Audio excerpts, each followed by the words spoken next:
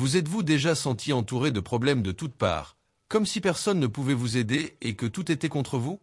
Le psaume 3 est une prière née du désespoir, au milieu de la persécution et de la peur, mais transformée en confiance, courage et victoire. Aujourd'hui, vous découvrirez comment David a affronté ses pires jours et comment ce message peut transformer vos moments d'angoisse en espoir vivant, vous donnant courage, paix et confiance même dans vos jours les plus difficiles. Dieu veut renouveler votre espérance et votre foi. Alors restez jusqu'à la fin de la vidéo pour recevoir cette parole et participer à une prière spéciale. Plongeons ensemble dans ce message transformateur. Le psaume 3 a été écrit par David alors qu'il fuyait son propre fils, Absalom, qui s'était rebellé contre lui. Imaginez la douleur, être trahi par quelqu'un de si proche que vous aimez et devoir faire face à de réelles menaces de mort, tout en continuant à faire confiance à Dieu. C'est dans ce contexte que David crie au Seigneur. Le psaume 3 est plus qu'un appel à l'aide, c'est une lamentation, c'est un cri de foi au milieu du chaos, une puissante déclaration de confiance en pleine crise. Il nous montre comment prier quand tout semble perdu et nous enseigne que la véritable sécurité ne vient pas des circonstances, mais de la présence de Dieu. Prêt à marcher avec David, à plonger verset par verset et à découvrir ce que Dieu veut dire à nos cœurs aujourd'hui? Verset 1. Seigneur, comme mes adversaires se sont multipliés. Nombreux sont ceux qui se dressent contre moi. David commence le psaume par un cri d'angoisse, exposant sa douleur et la réalité. Il est entouré d'ennemis et la menace est réelle. N'est pas un peur abstrait, mais d'une recherche concrète. Le roi déposé par son propre fils se retrouve minoritaire et vulnérable. Votre douleur est aussi intense que le sentiment d'abandon. L'utilisation du mot « multiplier » montre que le problème prend de l'ampleur et se propage rapidement. Ce n'est pas seulement une menace, il y en a beaucoup. Et cela nous rappelle que parfois la vie nous met dans des situations où les défis semblent s'accumuler partout. Ce verset qui pleure est un exemple de la façon dont nous pouvons prier honnêtement. Il nous révèle quelque chose d'important. Bien qu'il soit roi, David ne cherche pas à cacher son angoisse ni à prétendre que tout va bien. Il ne fait pas confiance à sa position ou à son pouvoir, mais il confie directement ses sentiments à Dieu. David ne désespère pas en silence, il expose sa douleur devant le Seigneur. En temps de crise, notre première réaction révèle où se situe notre confiance. Cela nous enseigne que nous pouvons et devons confier toutes nos anxiétés au Père. Cette sincérité est la première étape pour recevoir l'aide du ciel. Dieu n'est pas offensé par nos peurs, il répond à notre vérité. Nous nous sentons souvent ainsi, dépassés par les pressions externes et internes, les jugements, les critiques, les maladies, les doutes, les trahisons. Parfois, les ennemis ne sont pas des personnes, mais des situations qui semblent nous étouffer. Le psaume nous encourage à ne pas ignorer ces sentiments, mais à les apporter à Dieu avec sincérité. Pour réfléchir, lorsque les problèmes se multiplient, courez-vous vers Dieu ou essayez-vous de tout résoudre vous-même? Avez-vous reconnu devant lui les batailles auxquelles vous faites face? Dieu est que qui veut entendre ton cri et t'aider. Verset 2. Beaucoup disent de mon âme, il n'y a pas de salut pour elle en Dieu. Ici, David révèle que ses ennemis l'attaquent non seulement physiquement, mais aussi spirituellement. Non seulement on dit qu'il est en danger, mais que Dieu l'a abandonné. Il n'y a pas de salut pour lui en Dieu, est une tentative cruelle de détruire sa foi. Et le pire, ce mensonge vient de plusieurs. C'est un bombardement de mots négatifs, destiné à blesser le cœur. C'est l'un des mensonges les plus dangereux que l'ennemi puisse murmurer. Dieu ne vous aidera pas. Quand nous sommes faibles et affligés, il est facile de le croire. Ce type d'attaque sape l'espoir et tente de détruire la foi. Mais David ne s'arrête pas là. Il fait une pause, comme pour dire « Arrêtez-vous et réfléchissez ». Même au milieu de la douleur, choisissez de réfléchir. Il enregistre ces paroles non pas pour les approuver, mais pour montrer que la foi peut résister même aux attaques les plus profondes. Le psaume nous enseigne que nous ne devons pas permettre aux paroles des autres de définir notre foi. Les opinions des gens ne changent pas la fidélité de Dieu. Le mensonge qui dit « Il n'y a pas de salut pour vous » a déjà été vaincu sur la croix. Des doutes peuvent surgir, mais la confiance en Dieu doit être plus grande. La foi n'est pas l'absence de lutte, c'est la résistance au milieu de celle-ci. Pour réfléchir, avez-vous entendu davantage les voix de la peur ou celles de la foi? Quels mensonges ont tenté d'affaiblir votre confiance? Rappelez-vous, ce que Dieu dit de vous est plus grand que n'importe quelle accusation. Le dernier mot sur votre vie appartient au Seigneur, et il est fidèle pour vous sauver. Verset 3. Mais toi, Seigneur, tu es mon bouclier, ma gloire et celui qui relève ma tête. Ce verset marque un tournant puissant. Après avoir exprimé sa douleur et entendu les mensonges de ses ennemis, David change complètement de ton. C'est une déclaration de foi et de confiance. Il appelle Dieu armure, pas seulement un protecteur partiel, mais quelqu'un qui l'entoure de tous côtés. Bien qu'il soit un roi entouré de menaces et de trahisons, David sait que sa véritable sécurité réside dans le Seigneur. Ce bouclier représente plus qu'une défense physique, il symbolise une présence constante au milieu de la bataille. David déclare « Même si le monde essaie de me détruire, Dieu m'entoure de sa protection ». Cette image nous rappelle que, quelles que soient les pressions qui nous entourent, il existe un Dieu qui nous couvre de sa grâce. David invoque aussi Dieu, « ma gloire ». C'est profondément significatif. Il avait perdu son trône, son statut et sa sécurité, mais son identité n'était pas dans ces choses. Même humilié, rejeté et persécuté, il déclare « Dieu est mon honneur ». Quand le monde essaie de nous faire honte, Dieu nous rappelle qui nous sommes vraiment en lui. Ce que le monde peut enlever, Dieu peut le restaurer 2 fois plus. Enfin, David dit que Dieu est celui qui élève sa tête. Dans les temps anciens, baisser la tête était un signe de honte ou de défaite. Mais le Seigneur relève la tête de David. Il restaurait ta dignité, ton espoir, ton courage. Lorsque la douleur nous fait baisser les yeux, Dieu nous appelle « Lève-toi ». Je suis toujours avec toi. C'est l'action d'un Père aimant qui restaure ce qui a été brisé et renouvelle notre confiance. Pour réfléchir, au milieu des défis, où est votre protection? Où est ta gloire? Dieu veut être votre bouclier, votre honneur et celui qui relève votre tête.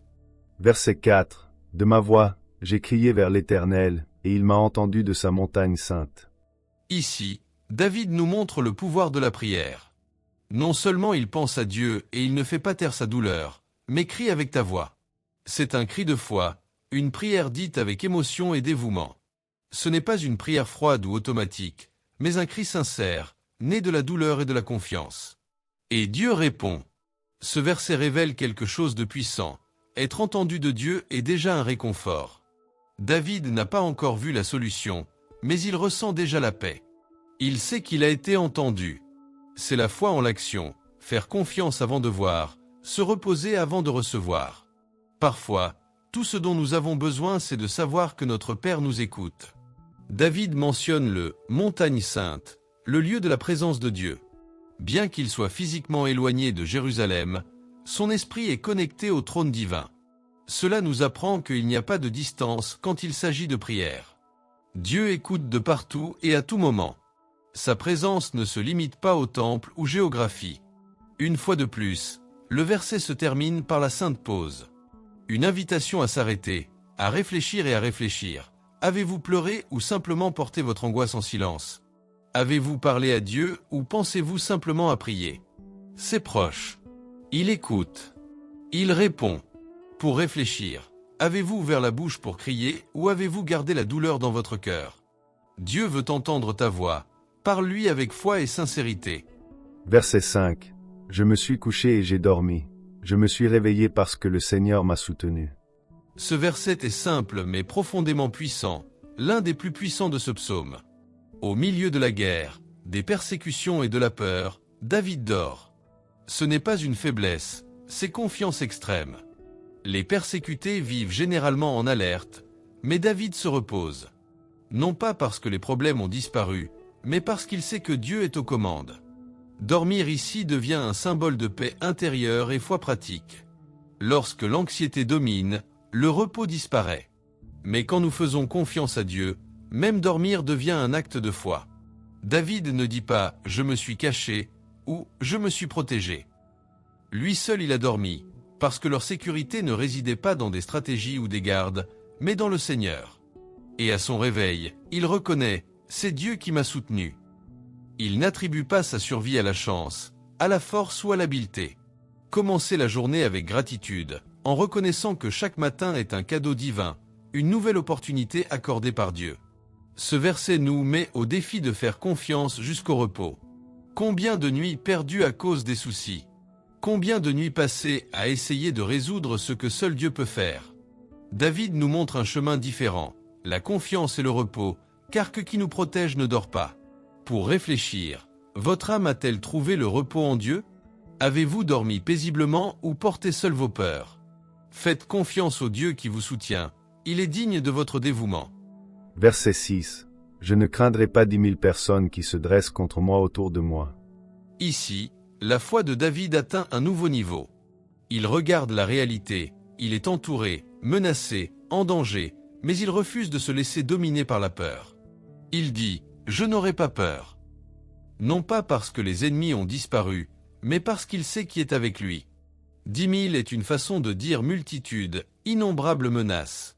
Pourtant, David tient bon. Son courage ne vient pas de sa propre force ou de ses stratégies militaires. Cela vient de la certitude de la présence de Dieu. La présence du Seigneur vaut plus que n'importe quelle armée. Cette confiance transforme tout. David n'ignore pas le danger, déclare que la puissance de Dieu est plus grande que l'ampleur du problème. Il est encerclé mais pas vaincu. Il sait que le ciel se bat pour lui. Cette déclaration est pour nous un modèle de foi. Nous pouvons l'utiliser comme confession quotidienne. Même quand je suis entouré, je n'aurai pas peur, car Dieu est avec moi. Lorsque les peurs tentent de vous paralyser, rappelez-vous que l'armée qui est avec toi est céleste et invincible. Pour réfléchir, qu'est-ce qui essaie de vous intimider? Des peurs, mauvaises nouvelles, des pressions internes. Rappelez-vous, la peur peut frapper à la porte, mais c'est vous qui décidez s'il entre. Et avec Dieu à vos côtés, vous pourrez rester en paix même lorsque vous serez entouré de problèmes. Verset 7. Lève-toi, Seigneur, sauve-moi, mon Dieu, car tu as frappé tous mes ennemis au menton, tu as cassé les dents des méchants. David réclame une action divine. Il ne réagit pas par vengeance et n'essaie pas de tout résoudre par ses propres forces. Au lieu de cela, il dit « Lève-toi, Seigneur », expression utilisée par le peuple d'Israël pour invoquer l'action puissante de Dieu. C'est comme dire « Seigneur, entre dans cette bataille. J'ai confiance en toi. » La foi de David est si intense qu'il parle comme si la victoire était déjà survenue. Il dit que Dieu déjà des ennemis blessés et des dents cassées. Cette image poétique peut paraître forte, mais elle a un sens profond. Dieu enlève le pouvoir à ceux qui tentent de nous détruire. Les dents cassées ne mordent plus. Le mal est neutralisé. Ce langage ne parle pas de violence gratuite, mais de libération divine et justice. David dit, « Dieu me protège. Il est mon défenseur. » Et cet espoir est aussi le nôtre. Nous pouvons être sûrs que Dieu se lève pour défendre son peuple et que le mal n'a pas le dernier mot. Il ne demande pas de blesser les gens, il réclame justice, protection, libération. Confiez le combat à Dieu, et c'est un acte de foi profond. Pour réfléchir, avez-vous laissé Dieu combattre pour vous ou essayez-vous toujours de gagner par vos propres forces? Certaines batailles ne sont pas les vôtres, ils viennent du Seigneur. Ayez confiance qu'il sait comment vous protéger et comment rendre justice au bon moment. Verset 8. Le salut vient du Seigneur. Sur ton peuple, soit ta bénédiction. David termine ce psaume par une puissante déclaration de foi et une prière généreuse. Il affirme avec conviction que le salut appartient au Seigneur, pas aux armées, stratégies, ressources ou alliances humaines. Seul Dieu peut sauver, protéger et restaurer. Même au milieu de sa douleur et de sa persécution, David ne pense pas qu'à toi. Il intercède pour tout le peuple de Dieu. Que ta bénédiction soit sur ton peuple. Cela révèle un cœur mature qui, même en cas de crise, veut le meilleur pour les autres. C'est la foi avec compassion. C'est une prière qui va au-delà de l'individu. Le salut a ici un double sens. David aspirait à la libération physique, mais il reconnaissait également que seul Dieu peut offrir le salut éternel, le secours dont l'âme a besoin. Et il souhaite que cette bénédiction atteigne toute la communauté des croyants. Une dernière invitation à la pause. Arrêtez-vous et réfléchissez. D'où vient ton espoir? Faites-vous davantage confiance aux méthodes humaines ou au Dieu qui sauve? Et plus encore, votre foi a-t-elle été égoïste ou avez-vous également prié pour les autres? Pour réfléchir, votre confiance est-elle en Dieu? Avez-vous désiré des bénédictions justes pour vous-même ou pour tout le peuple de Dieu? Que votre foi vous amène à faire confiance, à vous reposer et à intercéder, car le salut vient du Seigneur. Ce que nous pouvons conclure, c'est que le psaume 3 nous révèle une vérité profonde. Même dans les moments les plus sombres, nous pouvons pleinement faire confiance à Dieu. David a été entouré d'ennemis, trahi, humilié, mais sa réponse a été la prière, la confiance et le repos. Ce psaume nous enseigne que la véritable sécurité ne réside pas dans l'absence de problèmes, mais dans la présence constante de Dieu. Il est le bouclier qui nous protège, la gloire qui nous soutient et celui qui relève la tête lorsque le monde essaie de nous rabaisser. Même lorsque beaucoup disent qu'il n'y a plus de salut, Dieu se lève pour nous défendre. Il entend notre cri, nous soutient toute la nuit et renouvelle nos forces à chaque aube. Le psaume 3 est une invitation à la confiance, au courage et à une foi inébranlable. Face à la peur, nous pouvons déclarer avec David, « Je n'aurai pas peur ». Maintenant que nous comprenons le sens de chaque verset et le message que Dieu veut nous transmettre, je veux vous inviter à prier le psaume 3 pendant encore 6 jours. Que cette pratique renforce votre foi, renouvelle votre paix et vous repose avec un cœur confiant dans le Seigneur. Et pour sceller ce message dans nos cœurs, nous vous invitons maintenant à prier avec nous. Enregistrez cette prière et revenez-y chaque fois que vous avez besoin de vous rappeler que Dieu est avec vous, vous soutenant à chaque étape du chemin. Prière inspirée du psaume 3. Seigneur Dieu Tout-Puissant, aujourd'hui, je viens à toi comme David, entouré de défis, de voix de doute, de peurs qui tentent de me paralyser, mais aussi, comme lui, je viens avec confiance en ta puissance. Tu es mon bouclier, ma gloire et celui qui relève ma tête. Même quand beaucoup disent qu'il n'y a pas d'issue, je choisis de croire en ton salut. Merci d'avoir écouté mon cri, d'avoir accepté ma voix, de soutenir ma vie à chaque nouvelle aube. Donne-moi, Seigneur, la paix qui dépasse toute intelligence, celle qui me permet de m'allonger et de dormir, même quand tout semble s'effondrer, car je sais que tu es avec moi. Éloigne de moi la peur, même si 10 000 se lèvent contre moi. Tu es plus grand. Votre présence me suffit. Lève-toi, Seigneur, et mène mes batailles. Non pas par la violence, mais par ta puissance juste et miséricordieuse. Casse les dents du mal qui tentent de me détruire. Fais taire les voix qui veulent voler ma foi et montre au monde que tu es le Dieu qui sauve. Le salut ne vient que de toi. Renouvelle, Seigneur, la certitude de ta présence, même dans les jours difficiles. Fortifie ma foi, raffermis mes pieds, réchauffe mon cœur d'une espérance vivante. Ne me permets pas de faire confiance aux forces humaines, mais seulement à toi. Et que ta bénédiction ne reste pas seulement avec moi, Seigneur. Bénis ma maison, ma famille, chaque personne qui te cherche en silence, chaque cœur fatigué qui a besoin de soulagement. Bénis ton peuple. Puissions-nous vivre avec courage, foi et confiance, sachant que le Seigneur est notre Sauveur et Libérateur. Au nom de Jésus, Amen. Si ce message vous a touché, comme cette vidéo, partagez-le avec quelqu'un qui fait face à des difficultés et qui a besoin d'entendre cette parole d'espoir. Abonnez-vous à la chaîne pour plus de réflexions sur les psaumes. Activez les notifications pour recevoir chaque nouvelle étude et laissez votre demande de prière dans les commentaires, car nous intercéderons pour vous avec foi et affection.